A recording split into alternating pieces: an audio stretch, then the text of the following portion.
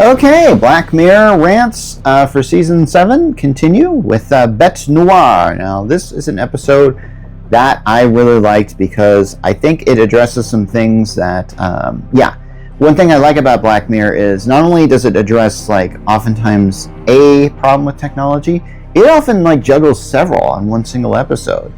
And in this particular episode, it really deals with the problem that I think I have had as far as, where you feel like somebody might be coming against you, and you also are beginning to wonder if some of the things that you believe this person are doing are actually really happening as badly as you think. And I'm going to explain it with the plot of this episode. So it starts out with a gal named Maria who lives with her boyfriend, and she works at this R&D. She does R&D for this company that produces a lot of really good food.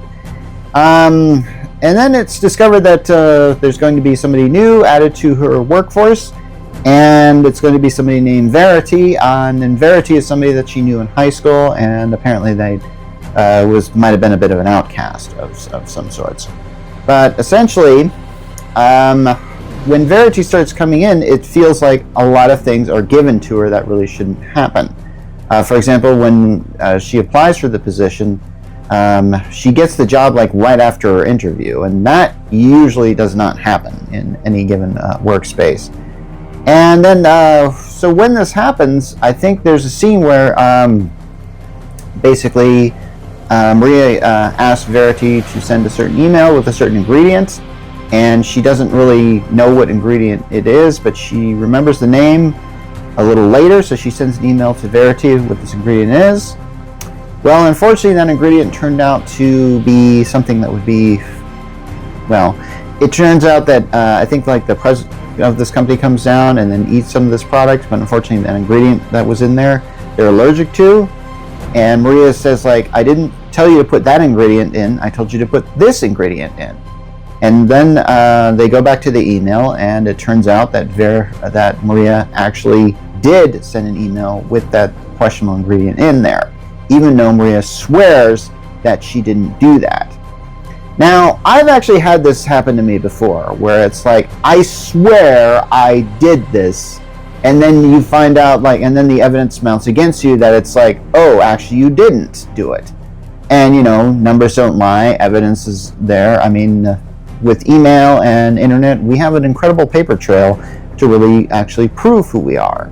So, But, now, here's the really funny part that I really liked in this episode. Maria's coworkers are arguing about a certain chicken restaurant that used to be in business, and Maria's boyfriend actually used to work there. And she believes that the chicken restaurant is called Bernie's, but it's actually called Barney's. I might be mixing those two up, but yeah, apparently it was called Barney's from the get-go. But I think even the beginning of the episode, we see a hat that this boyfriend wears that says Bernie's on it, and it's put in the shot really unnecessarily. And I'm kind of going why are they showing that? And it's oh, I know, because it's going to be a major plot point later. And then and they're having this huge argument about it, and even while they're having this argument, I kept going, just Google the thing, because that's usually, come on, we've all been in that situations where we have a disagreement between one another. And then we just kind of decide okay, we need to just look this up to decide who's right and who's wrong here. Now it turns out Maria was apparently wrong. Apparently the place was called Barney's the whole time. So it's kind of this weird Mandela effect. And I've actually had this before where I swear I thought, I have a memory of it playing in my head of where I learned this fact. For example, there was I did an episode of my show where I talked about the film Brazil. And I could have sworn that the main character was named Sam Trotsky. And I found out later that wasn't wrong. I can't remember what the actual name of the character was, but it wasn't Trotsky. But I swear that name was Trotsky. And I'm kind of going okay, they either rewrote this film, or they redubbed this film sometime since I saw it on VHS in the 80s. But I just think no, I was just wrong about it. So I think we all have some sort of thing like that. So, and there's this subplot in this thing where one of Maria's coworkers has this almond milk thing that keeps disappearing, and she's wondering who's drinking the almond milk. Well, there's a scene where Verity and Maria are in there alone, and Verity just grabs the almond milk and just starts guzzling it. And then, and of course, Maria has to tell her coworkers, I saw Verity do it, and then Verity just says, no, you were doing it. So they check the security camera footage, and guess what? Maria is doing that. And at that point in time, you realize, okay, something is up. And this is where the character breaks, and I totally understand it. The fact they have this video footage there of something that you know for sure didn't happen. That's when this character breaks. And I think this episode is done very well as far as structuring this goes. So after Maria is fired, she decides to basically go and see Verity herself. And honestly, I'm not really sure what she's looking for. It's quite possible she intends to kill Verity. Well, turns out Verity lives in this mansion. Now you're probably wondering, like, why is Verity living in this mansion if she has this like small job at R&D?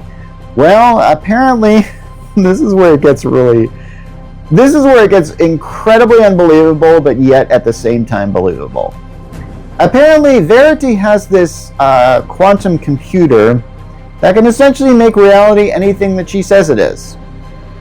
And she has this thing, like a necklace, that every time she touches it, it seems to alter reality itself. All she has to do is say, the pen is over there is blue, and if the pen was red before, it would just be shift blue.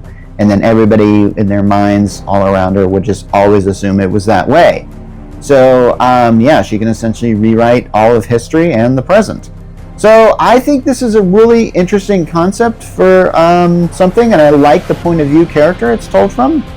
And here's the thing. Verity, remember I said that Verity and Maria knew each other in high school? Apparently, some of the people that Maria was a peer group in high school have started dying. And we find out later that Verity has essentially gone in their lives like she has Maria, and has sort of taken over their life and kind of given them the same treatment. So, And apparently Maria has broken after about 1 week, where it took one of her friends 3 weeks before they committed suicide. So I don't know why Verity just doesn't go with her quantum computer and just say could you just eliminate Maria from existence? I think that's the point. Verity is a very petty person, and to have something like this that can essentially alter reality itself and to use it for this is stupid. But I think that is human. I actually believe that if I had the power to do something like this, I would probably do the same thing. So I'm giving points for this thing. Now you could say oh my gosh, she could play God and she does this, and I'm going yeah, that makes sense to me. I actually went okay. So the end of this thing is pretty good, because once Verity realizes that Maria is in the house, she immediately basically says okay, there's guards coming here, and basically is just trying to get her out of there, and then Maria pulls something really smart, because one thing she realizes oh hey, if you can use that little magic necklace, I can use it. Well, apparently it's DNA inscribed. So I think what happens is Verity gets injured, and then Maria puts Verity's finger on the thing and basically says, enable it for Maria now. And so now Maria has the power. And from there, we see that Maria essentially just really goes drunk with it, and essentially makes herself Empress of the Universe. And I think the last shot is essentially just her on top of some hillside in some, I don't know, alien universe or something like that. I don't even know where she is. She's just kind of transported there. And there's all this crowd of people around her who all want to serve her. And I really feel okay, I get it here. Maria's had her revenge, I get on this Verity, so that's fulfilling, but it's just gonna get worse, because you know what's gonna happen, that this character, because you kind of get the feeling maybe this happened to Verity or something like that. And once she got this power, she got drunk with it, and essentially that is what this is going to do. So essentially, this is a power corrupts absolutely kind of story. And honestly, I have to suspend my disbelief as far as the quantum computer, but I really like this story. I really thought it was well told, and yeah, I'm gonna recommend this one highly.